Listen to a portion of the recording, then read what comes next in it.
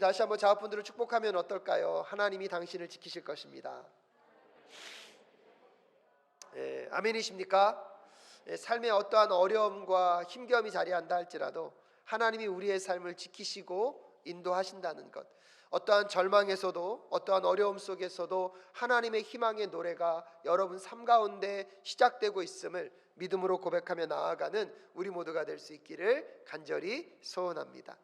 룻과 나오미의 이야기를 통하여서 우리는 하나님이 우리의 삶 가운데 어떻게 역사하고 계신지, 또한 하나님은 어떤 분이신지를 하나하나 확인해 나아가고 있습니다. 하지만 룻의 이야기와 나오미의 이야기, 시작은 얼마나 힘들고 어려웠습니까? 절망도 그런 절망이 없었습니다. 근데 놀라운 것은 그런 인생 가운데 회복의 바람을 일으키시는 하나님, 우리 하나님이십니다. 어떠한 절망과 어떠한 고통의 이야기 속에서도 우리의 인생을 죽음으로 끝나게 하지 않으시고 생명으로 부활케 하시는 하나님이 우리 하나님이신 줄로 믿습니다. 지금도 하나님의 마음은 죽이는 것에 있는 것이 아니라 살리는 것에 있습니다. 여러분의 인생은 아이고 이러다 죽겠다 라고 생각하는 순간에도 살리기를 원하시는 하나님이 여러분의 하나님 되심을 잊지 마셔야 합니다. 그러게 다시 룻기와 나오미의 이야기를 통하여서 우리의 삶 가운데 불어오시는 그 하나님의 회복의 바람을 발견해가고 찾아가실 수 있기를 간절히 소원합니다. 지난 한 주 어떻게 여러분의 삶 속에 하나님의 회복의 힌트들을 발견해 보셨습니까? 여러분의 삶 속에 불어오고 있는 그 하나님의 회복의 바람을 여러분 느끼고 계십니까? 삶의 처지와 어려운 환경 속에서 우리는요, 우리의 처지와 조건을 통하여서는 하나님의 회복의 바람을 만날 수 없습니다. 하나님의 희망의 노래를 들을 수 없습니다. 처지와 환경이 아니라 우리가 누구와 함께하고 있는지, 어떤 분이 우리의 삶을 이끌고 가고 있는지, 우리가 그 하나님께, 그 예수 그리스도께 집중하게 될 때에 우리의 삶 가운데 그분이 꿈꾸시고 이루어가고 있는 그 일들을 만나게 된다는 사실을 기억하실 수 있기를 바랍니다. 모압 지방에서 베들레헴으로 돌아올 때 나오미와 룻의 처지는 어떠하였습니까? 얼마나 비통하고 얼마나 처절하였으면 나오미의 이름이 기쁨, 웃음, 즐거움에도 불구하고 나의 이름을 마라라고 바꿔달라, 쓰다, 고통스럽다, 눈물스러운 인생이라고 여러분 나오미는 백성들에게 호소했던 적이 있습니다. 여전히 그의 처지와 상황은 눈에 보이는 것은 절망이에요. 해결되는 것은 아무것도 없는 것 같아요. 하나님께 그렇게 울부짖으며 기도하였는데 하나님은 너무 무심하게 응답하시지 않는 것 같습니다. 하지만 나오미가 나를 마라라고 불러달라고 하는 그 순간에 여러분 나오미와 그의 삶의 주변에 어떤 일이 이루어지고 있었는지 여러분 아십니까? 룻기 1장 22절에 이렇게 얘기하고 있습니다. 이렇게 하여 나오미는 모압 여인인 며느리 룻과 함께 모압 지방에서 돌아왔다. 그들이 베들레헴에 이르렀을 때는 보리를 거두기 시작할 무렵이었다. 아멘. 그의 처지와 상황이 너무나 힘드니까 어디를 볼 수 없어요? 들판을 볼 수 없어요. 내 상황이 너무나 어려우니까 누구만 봐요? 나만 봐요. 내 문제만 봐요. 그러니까 하나님이 자연 만물을 통하여서 룻 너의 가정을 내가 회복시키겠다, 보리가 추수할 때가 무르익었다는 것을 정작 누구는 모르고 있습니까? 나오미와 룻은 모르고 있습니다. 사랑하는 여러분, 여러분의 인생에 쌓여있는 삶의 문제들, 그렇게 간절히 기도했지만 응답되지 않은 것 때문에 여러분 또 여러분의 문제와 환경에 갇혀 있다면 여러분 그럼에도 불구하고 여러분 주변에서 보리의 추수의 때를 준비하고 계시고 그 시간을 우리의 삶 가운데 담겨오고 계신 그 하나님을 바라보시는 오늘 이 시간 되실 수 있기를 주님의 이름으로 축복합니다. 룻과 나오미는 그들의 인생이 어떻게 회복될지를 상상조차 못했어요. 하루하루도 하나님의 은혜가 아니면 살아갈 수 없다고, 오늘도 누군가의 도움이 아니면 내 입에 풀칠하는 것조차 불가능하다고 생각하며 하루하루를 살아갔지만 그럼에도 불구하고 포기하지 않고 최선의 삶을 살아갔던 그 룻의 우연과 보아스의 마침, 하지만 그것 속엔 하나님의 섭리가 있었고 하나님의 필연적인 그 만남을 통하여서 그들의 삶에는 보아스라는 사람을 통하여서 하나님의 헤세드의 사랑이 흘러 들어오게 되었습니다. 그 헤세드의 사랑을 경험하고 나서 룻과 보아스가 아주 많은 대화를 하는 장면이 지난주에 여러분과 함께 나누었던 룻기 2장 17절부터 23절까지의 말씀입니다. 그런데 여러분, 룻과 나오미의 대화의 내용을 가만히 들여다보면 그 대화의 가장 중심에 흐르고 있는 말이 무엇이냐면 오늘 여러분과 함께 읽은 룻기 2장 20절의 말씀입니다. 룻기 2장 20절은요, 이 룻기의 핵심 구절이라고 할 수 있습니다. 무엇보다도 이 핵심 구절을 통하여서 나오미가 하나님께서 우리의 인생들을 어떻게 풀어가실지, 아직 나오미는 그 그림을 알지 못해요. 근데 신기해요. 나오미의 입술을 통하여서 하나님이 그들의 가정 가운데 어떤 역사를 이루실 것인지 스스로 고백하도록 한다는 사실입니다. 오늘 말씀을 다시 한번 묵상하면서 하나님께서 나오미의 가정을 어떻게 회복시켜 가실 것인지, 또한 그 회복이 우리의 회복될 수 있기를 간절히 소원합니다. 하나님, 룻과 나오미를 만나 주신 것처럼 우리도 만나 주시옵소서. 룻과 나오미의 가정이 임하고 있는 그 축복이 우리의 가정에도 임할 수 있도록 주님 도와 주시옵소서. 그 마음으로 한번 한 절 한 절 함께 말씀을 묵상해 갈 수 있기를 바랍니다. 첫 번째로요, 나오미는요, 그에게 헤세드의 사랑을 경험하게 한 그 사람을 축복하고 있습니다. 20절 전반부에 나오미가 며느리에게 말하였다. 그는 틀림없이 주님께 복받을 사람이다 라고 이야기하면서 오늘 이 룻을 통하여서 하나님의 헤세드를 경험케 한 보아스의 삶을 뭐하고 있습니까? 축복하고 있습니다. 여러분, 이렇게 복받을 사람이라고 간절하게 기도하는 나오미의 마음 가운데 무엇이 있었냐면, 지난주에도 말씀드렸다시피 룻이 바깥으로 나간다 그랬을 때 나오미에게 큰 기대가 있었습니까? 없었습니까? 없었습니다. 그냥 입에 풀칠이라도 하면 다행이지, 아니 우리 며느리가 해를 당하지 않고 온전히 돌아오는 것만으로도 감사하지라고 생각할 수 있었는데 오히려 그게 아니에요. 며느리가 나가서 하루 종일 일했는데 한 에바의 보리를 들고 왔습니다. 또 책을 뒤져보니까 이 한 에바는 그 당시 한 달 중에서 15일치에 해당되는 일삭이라고 하더라고요. 그러니까 하루 일했는데 며칠치를 벌은 거예요? 15일치를 벌은 거예요. 얼마나 적지 않은 양입니까? 그런데 나오미는 알고 있는 거죠. 이것은 며느리의 힘만으로는 되지 않는다. 누군가가 은혜를 베푸었고 은혜가 아니고서는 이것은 이루어질 수 없다. 그러기에 오늘 나의 며느리에게 그 은혜를 베푼, 그 헤세드의 사랑을 베푼 그 대상을 향하여서 오늘 나오미가 뭐하고 있는 것입니까? 그에게 반드시 하나님의 복 주시기를 소원합니다. 여러분, 보아스의 입장에서 보면 오늘 룻을 도와준 게 그렇게 큰 일이 아니에요. 그냥 그의 밭에서 이삭을 죽도록 해준 거, 그게 뭐 이렇게 대단한 일입니까? 자기가 떠온 물도 아닙니다. 자기 일꾼들이 떠온 물을 누구에게 줬습니까? 룻에게 준 것뿐입니다. 그런데요, 그 가정에, 룻과 나오미의 가정에는 그것이 어떤 혜택이 있습니까? 생명의 문제를 해결하는 문제예요. 그렇기 때문에 나오미는 그 작은 것을 받았다고 작게 여기지 아니하고 그것을 통해서 하나님, 우리에게 은혜를 베푼, 하나님의 헤세드를 베푼 이 사람에게 복을 허락하여 주시옵소서. 여러분, 그런데요, 나오미의 기도가 나중에 보아스의 가정에 어떠한 복을 내리실지 우리는 아직 모르지만 상상할 수 없는 은혜가 그의 삶 속에 펼쳐지게 될 것입니다. 사랑하는 여러분, 아주 작은 나눔이었어요. 근데 그 작은 나눔이 어느 한 가정에게는 놀라운 환대처럼 다가오고요, 아주 작은 나눔이었어요. 근데 그것이 어느 가정에는 생명을 살릴 수 있는 나눔이 되었기에 그 가정이 간절하게 자기들을 환대했던 그를 향하여서 무엇하고 있는 것입니까? 하나님의 축복을 빌고 있는 것입니다. 우리 사랑교회 성도님들이 그 복을 받는 인생들이 되실 수 있기를 주님의 이름으로 축복합니다.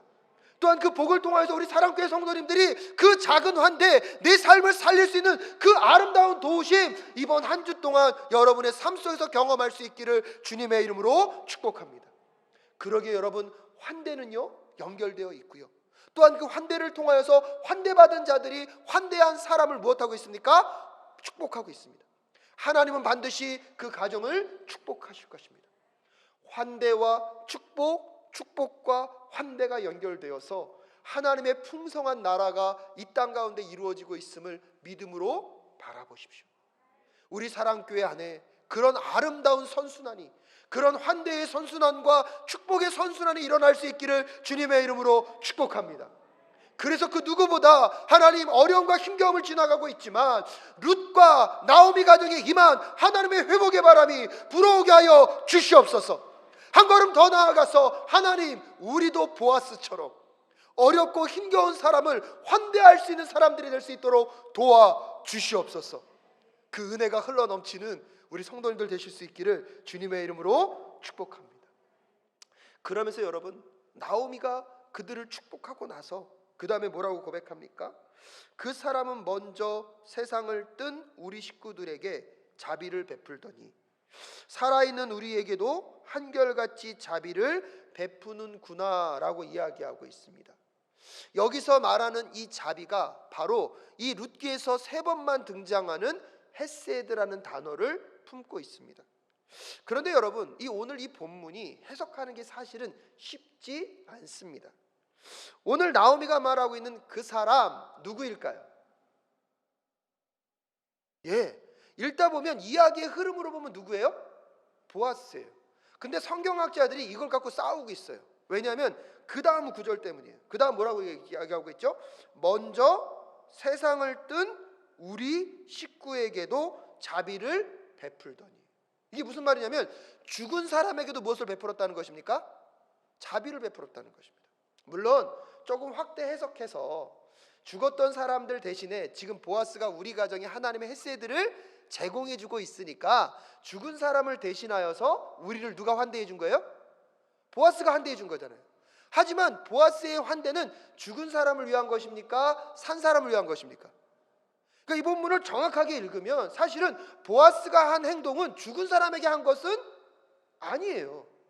근데 오늘 나오미가 고백하고 있는데 그 사람은 먼저 세상을 뜬 우리 식구에게도 자비를 베풀더니, 즉 죽은 사람에게도 자비를 베풀더니 누구에게도? 살아있는 나에게도 자비를 베푼다라고 얘기하고 있기 때문에 그 사람을 보아스로 보는 게 맞느냐? 아니면 여러분, 죽은 사람에게도 자비를 베풀 수 있는 분은 한 분밖에 안 계십니다. 누구시죠? 하나님. 그래서 그 사람을 하나님으로 해석해야 된다는 것으로 뭐하고 있습니까? 싸우고 있습니다. 그를 이야기로 쭉 읽어보면, 이야기의 흐름으로 보면 그 사람은 누구인 게 분명해요? 보아스인 게 분명해요. 근데 죽은 사람에게 어떻게 보아스가 환대를 주냐? 그리고요, 이 히브리서의 그 문장 구조로 보면 이게 조금 어려운 설명인데 쉽게 말씀드리면, 아무튼 그 사람 앞에 하나님이란 단어가 등장하거든요.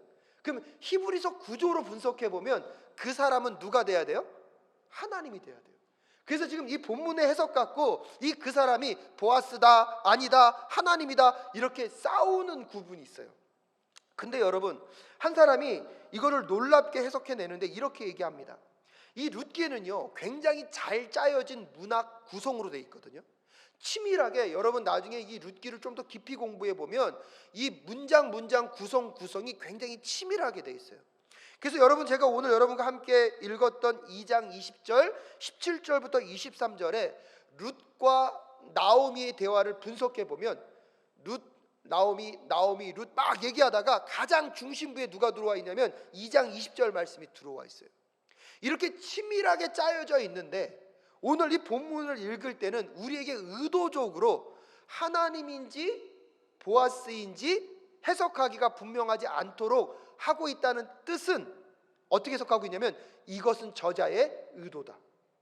의도적으로 그 사람이 하나님인지 보아스인지 애매모호하게 만들므로 인하여서 오히려 강조하고 싶은 것이 있었다는 거예요. 그러면서 사켄펠드라는 그 신학자가 이렇게 이 부분을 해석했습니다.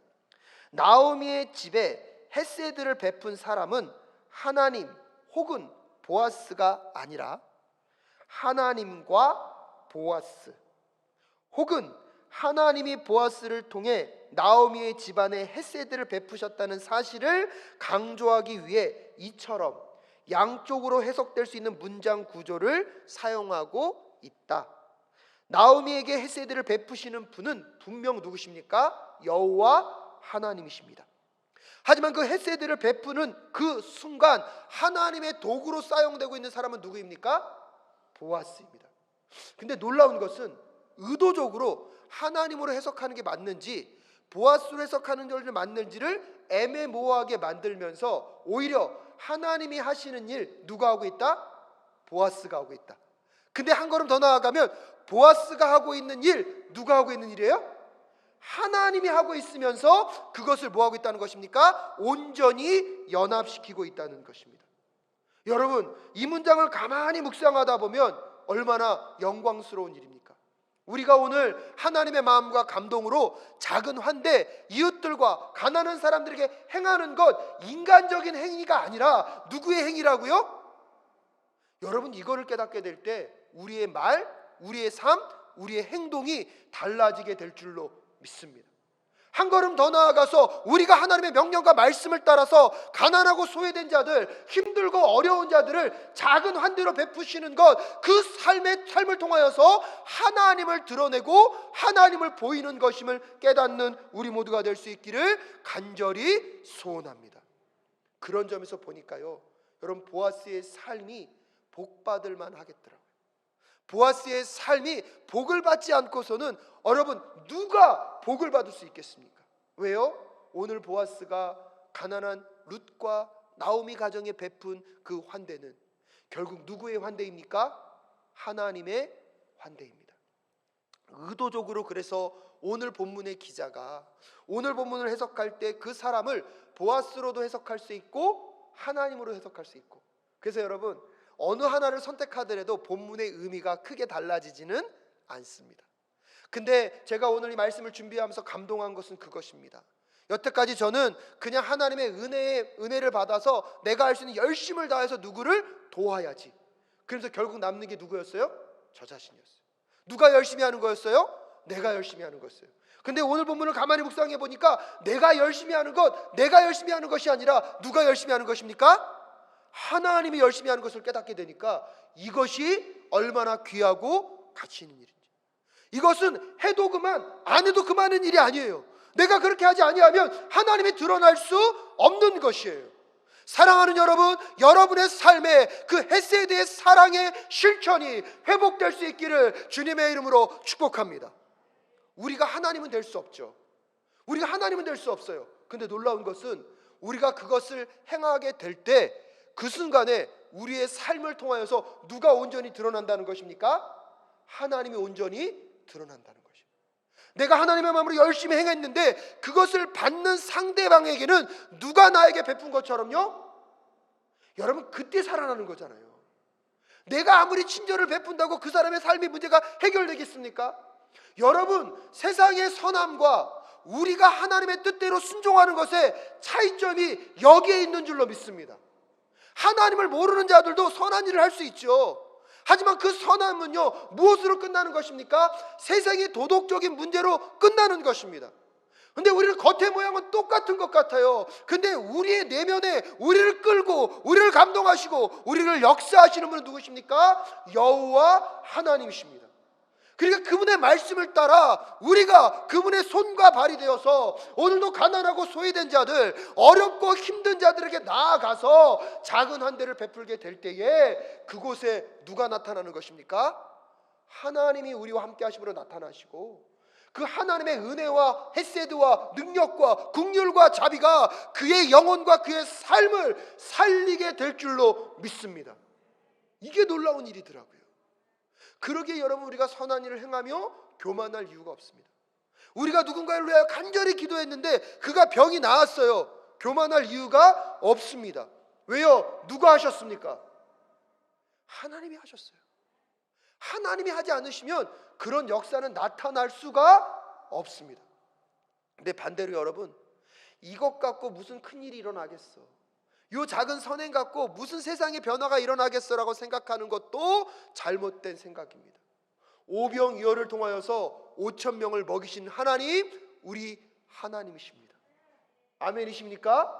그렇다면 우리의 작은 환대를 통하여서 열방과 민족을 회복시키시는 하나님, 우리 하나님이신 줄로 믿습니다. 그래서 나오미가 고백하는 거예요. 그 사람은 우리 죽은 사람, 우리 죽었던 사람들 뿐만 아니라 나에게도 무슨 사랑을? 헤세드의 사랑을 보여준 사람이다. 여러분, 나오미는요, 보아스를 보고 있는 것이 아니라 누구를 보고 있는 것입니까? 하나님을 보고 있는 것입니다. 근데 하나님을 보고 있는데 내 앞에는 누가 있는 거예요? 보아스가 있는 거예요. 저는 이 본문이 그래서 너무나 재밌더라고요. 여러분에도 그 말씀의 그 깊이가 다가갈 수 있기를 간절히 소원합니다. 그러면서 마지막으로, 그러면 그런 헷세대의 사랑을 흘려보내기 위하여서 하나님이 우리에게 명령하신 것이 있다는 것을 알려주고 있습니다. 그러면서 오늘 나오미가 뭐라고 얘기합니까? 그러자 룻은 시어머니에게 나오미가 그에게 말을 계속하였다. 그 사람은 우리와 가까운 사이다. 즉 우리와 가까운 친족이다. 그는 집안간으로서 우리를 맡아야 할 사람이다 라고 이야기하고 있습니다. 우리를 맡아야 할 사람, 오늘 성경의 제목이었던 기업 물을 자, 또 다른 말로 하면요, 구속하다, 우리를 대속하다라는 뜻을 갖고 있는 고엘이라는 단어를 이야기하고 있습니다. 근데 이 고엘이라는 제도가 오늘날에 없거든요. 그래서 이 고엘을 해석하거나 번역하는 것이 쉽지는 않습니다. 근데 이 고엘이라는 것을 알려면 이 고엘이라는 단어가 어디서 왔는지를 알아야 되는데, 이 고엘은 명사입니다. 근데 이 고엘의 동사형이 뭐냐면 가알이라는 동사거든요. 이 가알이라는 동사는요, 기업을 물을 자로 행동하다, 구속하다, 대속하다라는 뜻이 있습니다. 근데 이 가알이 가장 대표적으로 쓰였던 곳이 어디냐면 출애굽기 6장 6절부터 8절까지의 말씀입니다. 출애굽기 6장 6절부터 8절까지 한번 읽어볼까요? 시작. 그러므로 너는 이스라엘 자손에게 말하여라. 나는 주다. 나는 이집트 사람들이 너희를 강제로 부리지 못하게 거기에서 너희를 이끌어내고 그 종살이에서 너희를 건지고 나의 팔을 펴서 큰 심판을 내리면서 너희를 구하여 내겠다. 그래서 너희를 나의 백성으로 삼고 나는 너희의 하나님이 될 것이다. 아멘. 여러분, 여기서 이 가일이라는 동사가 어디에 등장하냐면 출애굽기 6장 6절 마지막에 등장합니다. 나의 팔을 펴서 그 심판을 내리면서 너희를 무엇하여 하겠다? 구하여 내겠다라고 할 때 이 가일이라는 동사가 포함됩니다. 근데 이 가일이라는 동사를요, 개역개정에서는 속량으로 번역했고요, 개역 한글에서는 구속하다라고 번역했습니다. 즉 가알이라는 이 동사 안에는 구속하다, 건지어내다, 대속하다라는 뜻이 포함되어 있는데 이 가알의 명사형이 뭐라고요? 고엘. 그러니까 그 고엘이라는 뜻에도 뭐가 포함되어 있는 거예요? 대속하다, 구원하다, 건져내다. 그것을 또 다른 말로 하면 내 친족의 기업을 대신 뭐하다? 물어주다. 그래서 이 고엘이라는 뜻에는 무엇이 있는 거냐면 어렵고 힘겨운 처지에 있는 누군가를 건져내는 것. 근데 여러분, 그것만 있는 것이 아니라 아까 말했다시피 이 동사형인 가할, 대속하다, 구원하다, 그 단어가 어디에 쓰였습니까? 이스라엘 민족들이 이집트에서 뭐 할 때요? 건지어 낼 때. 근데 하나님께서 이스라엘 민족들을 이집트에서 해방시키실 때 노예로부터 해방하는 것만 목적이었습니까? 아니면 오늘 출애굽기 6장 6절과 7절에서 말할 때 목적이 뭐였습니까? 그들을 누구의 백성으로? 나의 백성으로, 하나님의 백성으로 만드시는 것이 누구의 뜻이었습니까? 하나님의 뜻이었습니다. 그러니까 여러분 분명히 기억해야 될 게 무엇이냐면 하나님이 이스라엘 백성들을 대속하셨고 구원하셨습니다. 할렐루야. 그것은 노예로부터의 해방만이 아니라 노예로부터 해방시킨과 동시에 누구의 백성 될 수 있도록? 하나님의 백성이 될 수 있도록. 왜요? 하나님의 백성이 되어야지만 하나님의 백성으로서 하나님 나라 안에서 자유롭게 하나님의 뜻과 의를 이름과 동시에 하나님이 그 백성들에게 주길 원하시는 풍성함을 누릴 수 있기 때문입니다. 그래서 하나님이 이스라엘 백성들을 출애굽으로 건져내셔서 끝나신 것이 아니라 40년의 광야를 거쳐서 그들을 어디까지 끌고 가십니까? 가나안 땅까지 가게 하신 것입니다. 가나안 땅에 살게 하심으로 인하여서 하나님이 그들을 나의 백성, 나의 나라의 백성으로 삼으신 것입니다. 근데 여기서 여러분 왜 땅이 중요한지 아십니까? 여러분 국가를 구성하는 3대 요소가 있습니다. 첫 번째가 뭐냐면 국민, 두 번째는 주권, 세 번째가 뭐죠?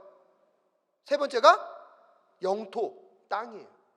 이 세 가지가 있을 때 나라가 구성되듯이 이미 이스라엘 백성들을 이집트로부터 건져내었어요. 국민은 있어요.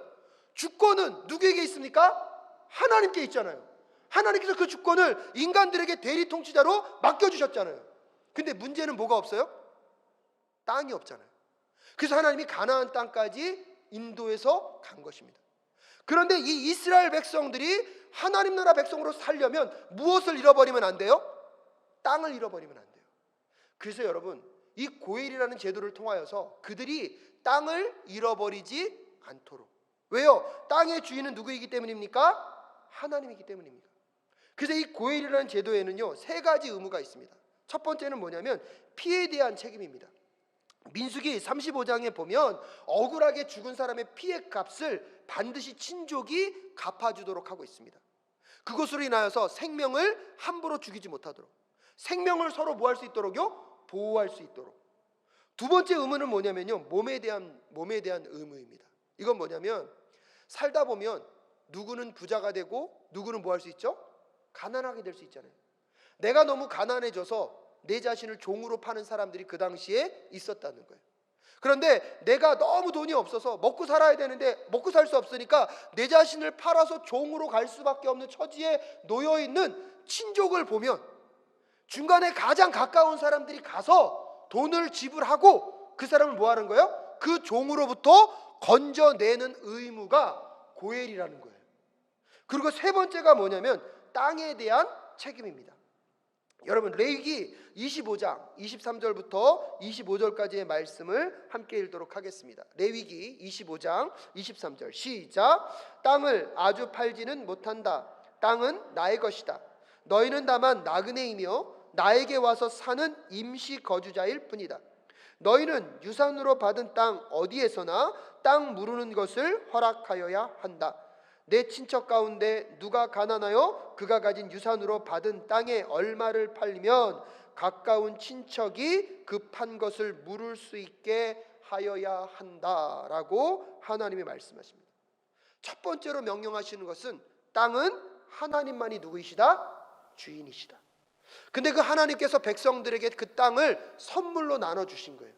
그래서 이스라엘 민족들이 가나안 땅을 정복하고 나서 지파마다 땅을 12개의 땅으로 나눠서 뭐 했죠? 분배받았죠. 근데 그 분배받은 땅을 갖고 그들이 열심히 살아가는데 살아가다 보면 삶이 가난해지고 어렵고 실패할 수 있잖아요. 그래서 어쩔 수 없이 그 땅을 뭐 할 수밖에 없어요? 팔 수밖에 없을 때. 근데 여러분, 여기서 기억하셔야 돼요. 왜 땅을 잃어버리는 게 왜 중요합니까? 아까 말씀드렸다시피 하나님은 우리를 노예로부터 해방하는 것이 목적이 아니라 누구 백성 만들기로요? 하나님 백성 만들기로. 그래서 이 땅에서 우리가 하나님의 나라를 살아가길 원하셨고, 그 하나님의 나라를 살아가려면 국민과 주권과 뭐가 있어야 돼요? 영토가 있어야 되는데 내가 살다 보니까 힘들어서 영토, 땅을 잃어버리게 되었어요. 그럼 무슨 삶을 살 수 없는 거예요? 하나님 백성으로서의 삶을 살아갈 수 없는 거예요. 근데 그것이 내 옆에 있는 친족이 그런 삶을 잃어버리게 된다면 너는 친족으로서 가만히 있지 말고 가서 그 땅값을 너가 대신 치르고 그 땅을 누구에게 돌려주라는 것입니까? 다시 친족에게 돌려주라는 것입니다. 그것이 고엘이에요. 오늘 룻과 나오미의 삶, 모든 것을 잃어버렸어요.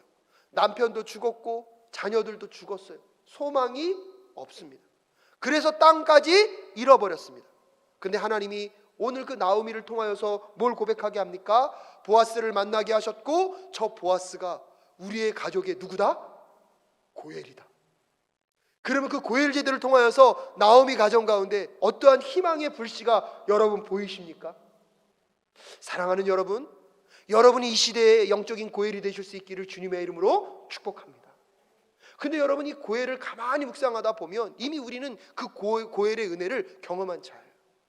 죄로 인하여서 영원한 사단의 종로를 타고 어둠의 종로를 타는 우리의 삶, 그런데 하나님이 그 모습을 보실 수 없어서 예수 그리스도를 이 땅 가운데 보내셔서 그분이 우리 대신에 십자가에서 죽으심으로 우리의 죄값을 다 치르시고 우리를 사망으로부터 건져내 주셨습니다.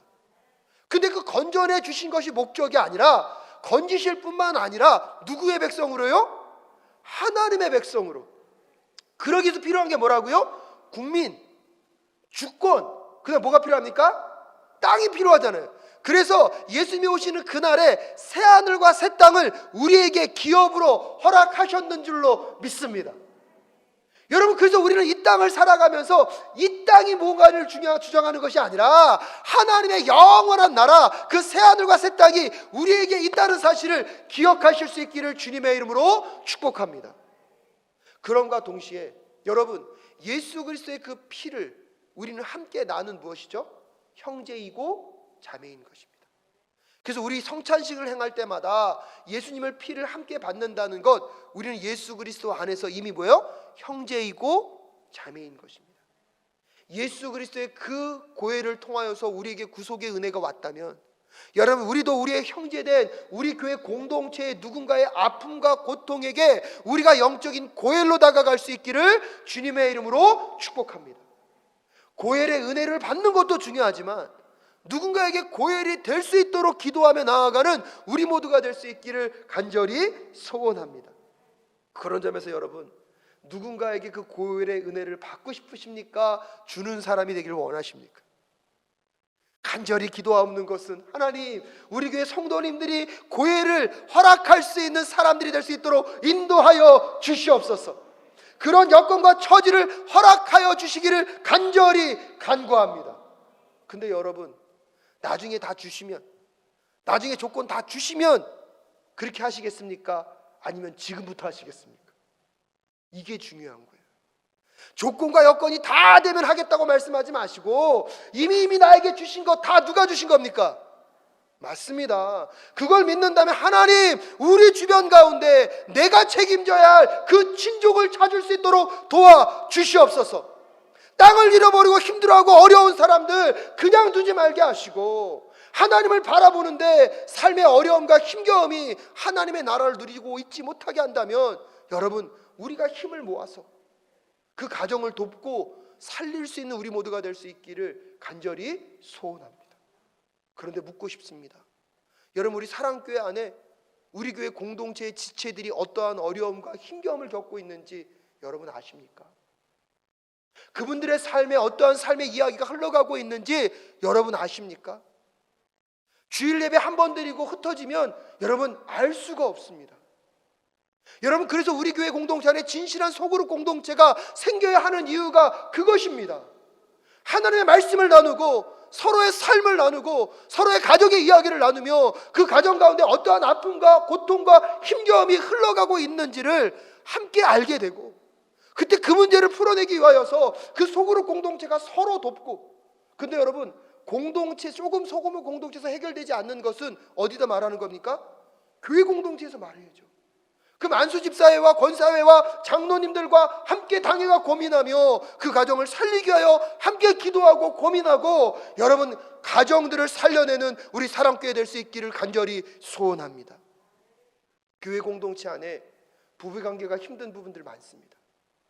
고부간의 갈등으로 힘들어하는 부분들 많습니다. 자녀들과 부모들의 문제가 많은 곳들 많습니다. 들여다보면 여러분, 정말로 그들 혼자 눈물 흘리며 하나님을 외면하고 있을 수 있는 그 가정들에게 여러분, 우리가 친족으로서, 우리가 형제 자매로서 다가가 여러분 그들의 문제와 함께 씨름하고 고민하며 그들이 다시 하나님 나라 백성으로 살아갈 수 있도록 함께 건져내는 우리 모두가 될 수 있기를 간절히 소원합니다. 또한 우리가 이 하울곡 땅에 영적인 고해를 감당하는 교회가 될 수 있기를 간절히 소원합니다. 카이로스에 컵밥이 들어왔습니다. 그래서 지금 청년들, 혼자 밥 먹는 청년들 한 끼를 좀 해결해 줬으면 좋겠다는 마음으로 컵밥이 들어왔습니다. 그럼 나중에 스팸도 갖다 놓을 거고요, 허락된다면 한 끼 먹을 수 있는 반찬 조그맣게 싸놔서 갖다 놨으면 좋겠습니다. 그러면 그날 누군가는 따뜻한 밥 한 끼는 아니더라도 혼자 먹는 밥이 아니도록, 가만히 보니까 여러분, 가난하고 힘든 사람들이 나누는 게 아니더라고요. 근데 물질적으로는 괜찮은데 요즘은 더 심각한 문제가 정서적인 외로움과 정서적인 결핍입니다. 혼밥을 많이 먹고 혼자 사는 시대가 강해지다 보니까 나름대로 먹고 사는 것은 괜찮은데 마음의 공허함과 힘겨움, 그러다 보니까 여러분 그것이 중독 현상으로 나타나고 있는 거예요. 그거를 해결받기 위해서.